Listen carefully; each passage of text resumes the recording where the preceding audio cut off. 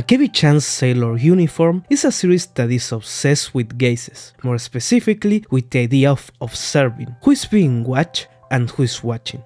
This is an anime that understands the effect that the observer has on what they are observing, how their presence alters the purity of the environment. But it's not the only one. Anime in general as a medium has an interesting story with the idea of the fan's gaze and its effect, as a large part of the medium is born directly from the fight over the imagination, sexuality and gender of the otaku. So, in order to understand how both Akebi as well as hundreds of other anime are born from the otaku's gaze, we will have to take a look at the origin of the most important artistic movement of the medium, but let's go by parts.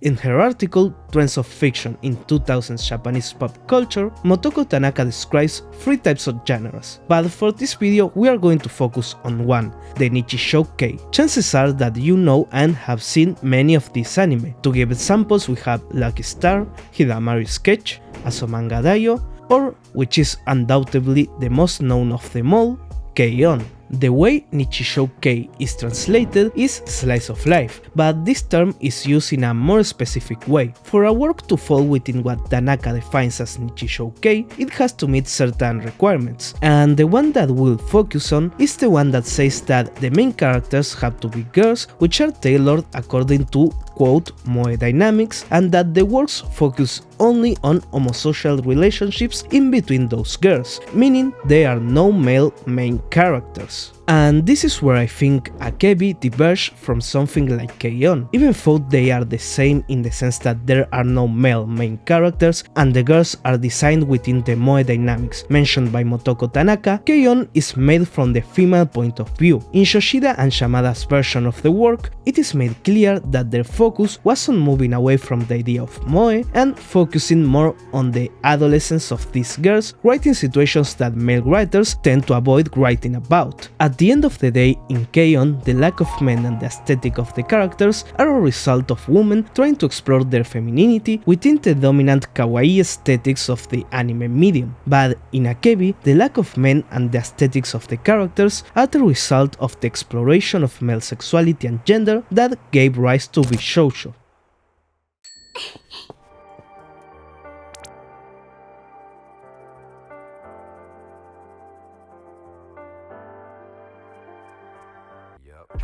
I already talked about this term in other videos, but to make it short, what Tanaka defined as moe dynamics, meaning long colorful hair, big eyes and slim bodies, or basically this idea of beautiful girls, is what is defined as Bishoujo. And behind this type of designs, there is a very interesting story about masculinity and a search for alternatives.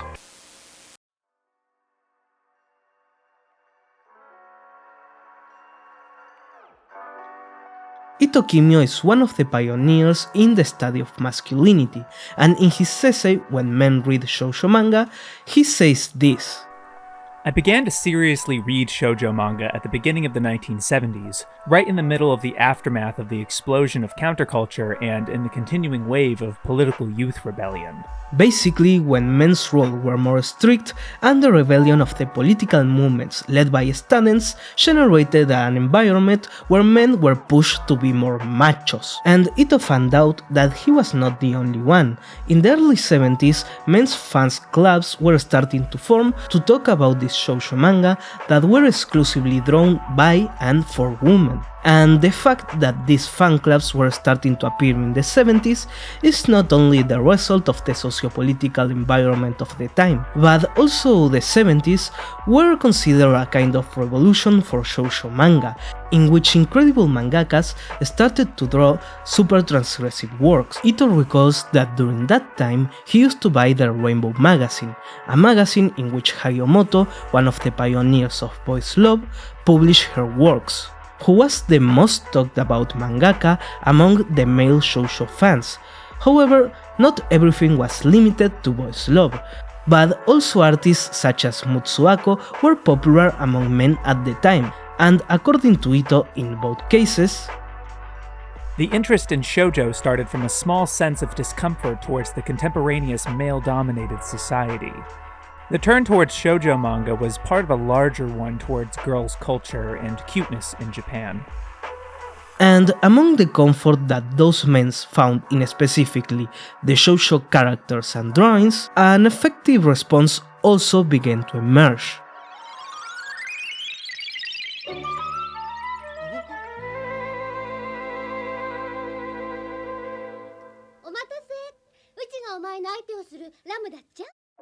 Today, the Comiket is the world's largest convention of doujinshi, which means fan-made manga, but in its beginnings things were different. This convention was first organized in 1975 by male shoujo fans to promote those type of works. And therefore, not only the vast majority of attendees were women, but also 90% of the circles that had their booths and sold their manga were composed by women. But in 1979, Harada Teruo noticed the beginning of something that will balance things out. And that something was the creation of manga that take shoujo as sexual objects, especially with the contribution of Hideo Azuma to the magazine Sibel, who, taking inspiration from Tezuka and shoujo mangas like the previously named Hagiomoto, created what's considered the first doujinshi of a style called lolicon or Bishoujo, which simply means beautiful girls, using the girlish designs in the shoujo manga, but taken from the sexual perspective of the men. And it's this type of designs that will become the most emblematic of the anime manga world, used in the 80s also by women like Shumi Shirakura, or more important, Rumiko Takahashi, who with Urusei Shatsura will create Lam, a character that's called the origin of Moe and the first sexual icon of the manga anime world, dominating completely the conventions of the time. Eventually, this type of designs will begin to express across all type of genres and works, from the first adult series such as the first hentai anime to works aimed at a younger audience such as Minky Momo or Sailor Moon, whose full name is Bishoujo Senshi Sailor Moon. But although the intention behind this kind of characters is totally distant from the expression of sexuality, such as will be the case in years later with Keion, these type of designs are intimately tied with their origin as erotic. The president of Studio Reed, who created Minky Momo, an anime aimed at younger audience from 982, said in an interview that he was very surprised to see that there was a Minky Momo fan club composed of young and adult men who saw her as attractive and were having an affectionate response to the character. To be more accurate, these men said that they have an affectionate response to the Bishoujo character. The magazines that were focused on erotic drawings were drawn in the style of Gekiga, which means a more realistic kind of designs, and these magazines used to have images of real people as well. But as the Bishoujo style began to rise, the sections with real life image began to disappear, and not only that, but the appearance of men were becoming less and less common. The focus went entirely to the Bishoujo character and how men relate to this kind of designs. Or as authors Sharon Kinsella and Akagi Akira puts it, Lolicon can be understood as men performing the shoujo to come to terms with an unstable gender identity. The lolicon is a rejection of the need to establish oneself as masculine, and an identification with the kindness and love of shoujo. If we go back to the beginnings of this movement, we can see how when Hideo Azuma drew Sibel, did not draw the protagonist with a man, but with animals who failed to have relationships with her. Hideo himself in his works only drew men as parody and eventually stopped drawing them altogether, expressing a desire to erase himself from his works, which leaves a world of cute eroticism without male intervention. But things doesn't work like that.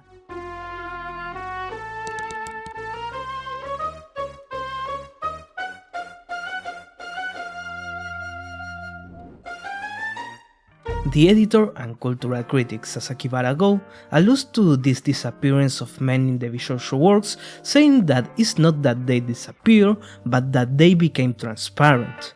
The men cease to appear as the sexually violating object, and there's a shift to the gear as the subjective visual to the perspective of men. Sasakibara proposed that since the 1990s, with the appearance of figurines, the female character has become something, literally an object, that exists only for the purpose of being seen, or rather exists in the form of the gaze of men as such, but seen in what appears to be an exclusively or primarily female world without men. It is thus possible for the male viewer to not see himself on or off screen, or to become an existence as gaze, as an invisible existence. Is this concept the one that Sasakibara calls the I become gaze, and I think everything we talked about to this point is connected. The otaku men found a new alternative to the masculinity in the femininity offered by the shoujo manga worlds, and in this femininity they found a new kind of affection to this kind of characters. But ironically, in this kind of affection, the otaku men could not be present since the idea of pure femininity would be lost. So they created worlds in which men did not appear as such, but their influence was present in how these worlds are presented from the perspective of the male gaze. Sasakibara, when describing the concept of the I become gaze, he says that it sells a misconception of the viewer as an entity that is free of any kind of responsibility. But everything that happens in these manless worlds is consequence directly of the male gaze and the male otaku, and Akebi understands this.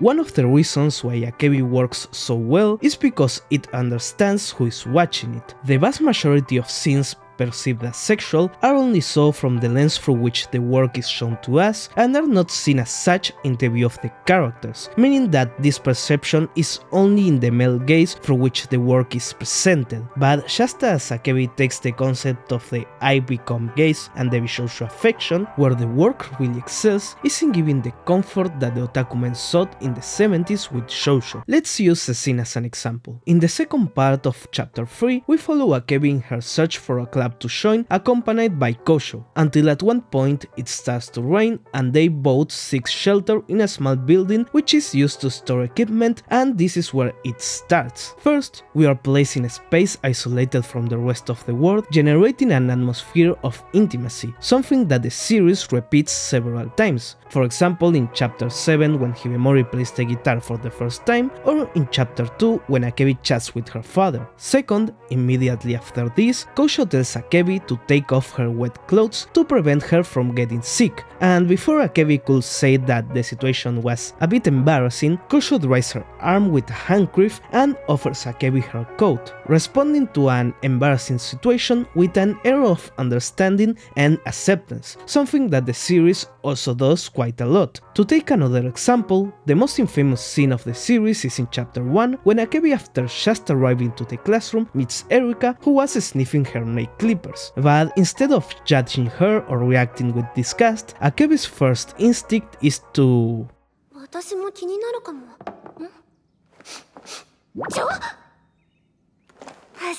And this acceptance to things that can feel embarrassing to us is tied to the third and probably most important thing the series does. Akebi, after putting on Kosho's coat, takes out a book that was in it and asks her about the book, to which Kosho replies that it is a book which she's going to have to interpret for the book club, though she doesn't really like the idea. But Akebi tells her that she's used to interpreting books for her younger sister and enjoys it, to which Kosho responds by asking Akebi to read the book. This is the third point that the series focuses on, the connection of people through hobbies and the passion for them. Almost every chapter of the series focuses on a girl and the relationship she has with her hobby, be it discovering it, like Hibemori with music or Tanagawa with photography, simply practicing it, like Usagihara with baking or tennis for Shisho, or being obsessed with it to the point of being called an otaku. In fact, Akebi herself is presented presented to us as a person obsessed with the idol Miki. The whole first chapter and her character presentation is based on her obsession with the sailor uniform that Miki wore in a commercial. The series has its focus not only on generating an environment of acceptance to the different quirks and personalities of the characters, but it also focuses on generating an environment that allows a free acceptance of any kind of hobby at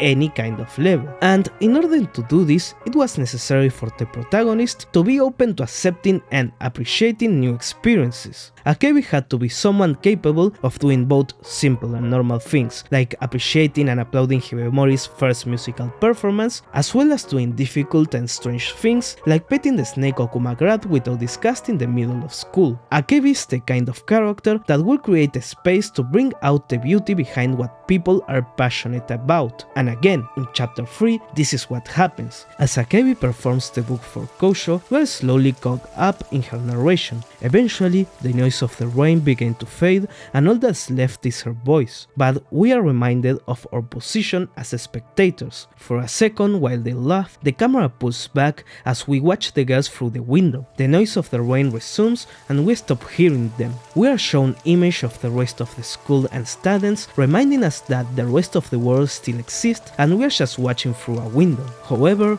we hear Akebi's voice again, which brings us back to that room where the noise of the rain stops again and slowly Shoujo falls asleep, followed by Akebi, telling us that if only for this moment, all that matters is this small world.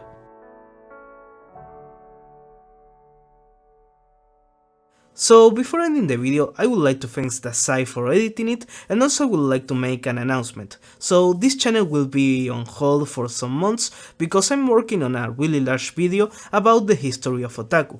So yeah, that will take some time and you will have to be patient. So yeah, I hope you will be still around here for that moment. And I think that's everything for the video. Hope you enjoyed and see you next